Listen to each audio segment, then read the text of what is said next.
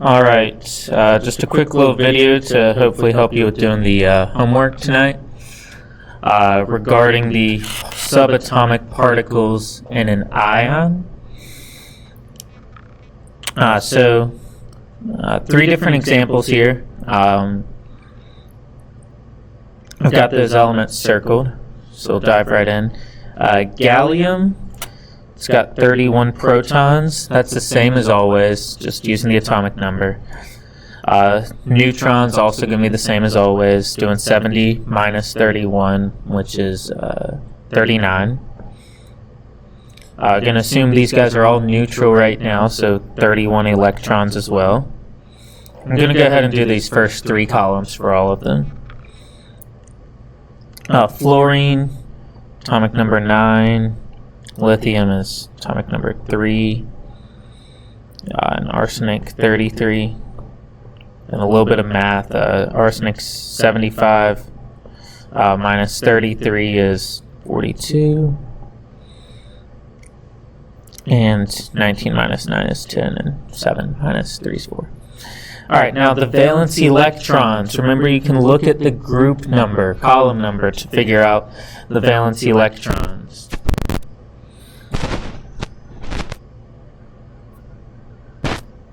In the case of the columns on the right side, the two-digit numbers, just looking at the ones place. So for gallium, that's 3 valence electrons. Fluorine, 7. Lithium, just 1. And arsenic is going to be 5. Now I'm going to jump down and we're going to identify which guy's a cation or an anion. So remember, metals, got to look at the slideshow to kind of get this, but metals are always going to form cations. So gallium and lithium. Non-metals are going to be the ones that form anions. Then metalloids, like arsenic, it's going to be based off which side of the stair step I was on. Arsenic's on the right side, on that non-metal side, so it's going to form an anion, like the non-metals. Alright, so now figuring out the number of electrons in the atom. This is where it's a little bit trickier. Well, kind of. Cations is pretty easy. For cations, you take those valence electrons, and you do the total electrons minus those valence electrons. So for gallium, 31 minus 3, it's 28 electrons in the ion. For lithium,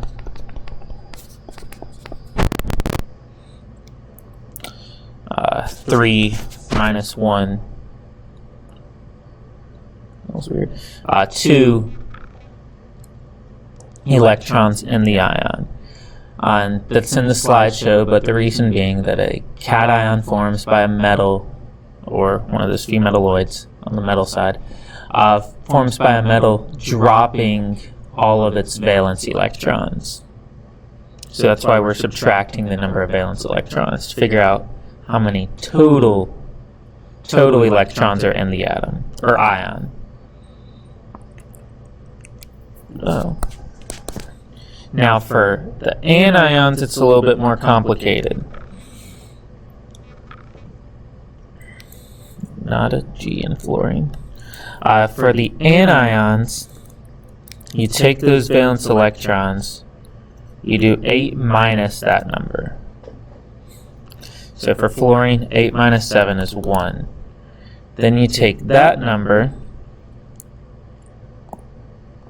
Let's do a little color coding for this.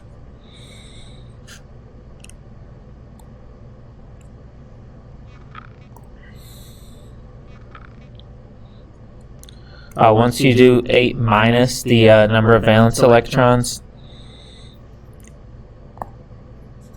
you take that number and add it to their total number of electrons to figure out how many electrons are in the ion.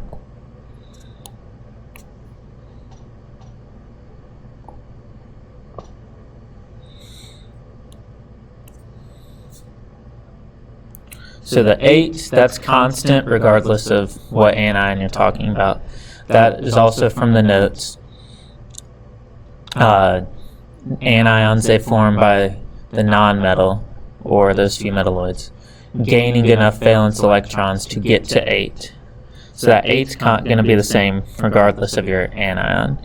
Then you do the 8 minus the valence electrons, you get a number. Then you add that to the total electrons, see how many electrons would be in the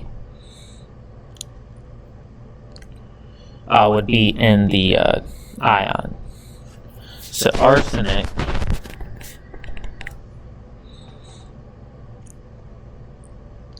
arsenic is going to do, we take 8 always minus the 5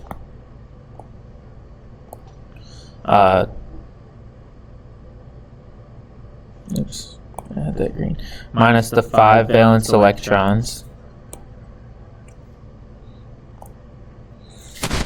That equals 3. Hopefully you can do that math.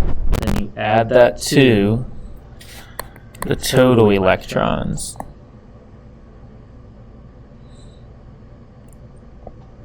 Which I did red. So for arsenic, that's that 33 number. 3 plus 33, that equals 36. That is our electrons in the ion.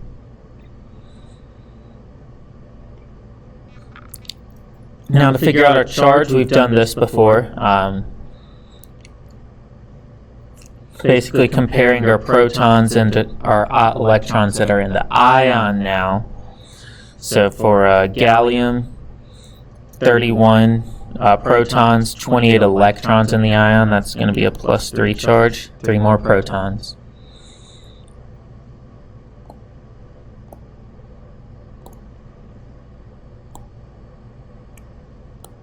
So I'll highlight the numbers that I'm using in order to get our charge.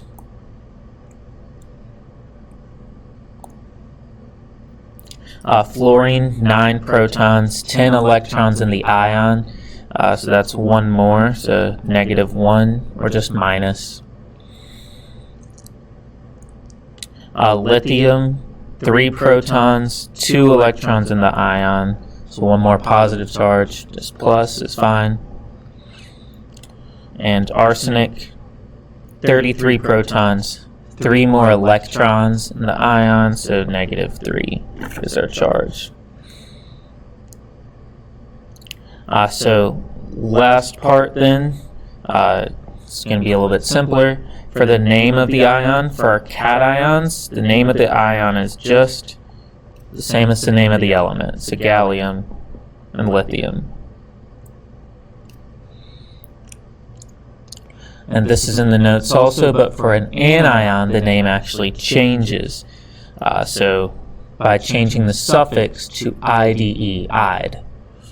So fluorine, the name of that ion is going to be fluoride. Arsenic, the name of that ion is arsenide.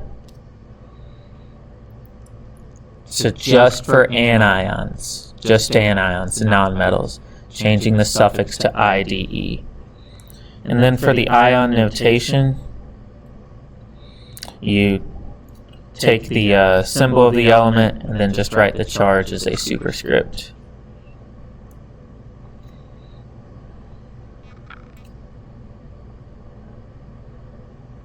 And again, you can, I don't really care if you might write 3 minus or -3. Do need to superscript it though, so if you're typing it in, remember control period or command period if you're on a Mac. So that is finding the subatomic particles in an ion. I hope that helps you with your homework. I'll see you guys tomorrow.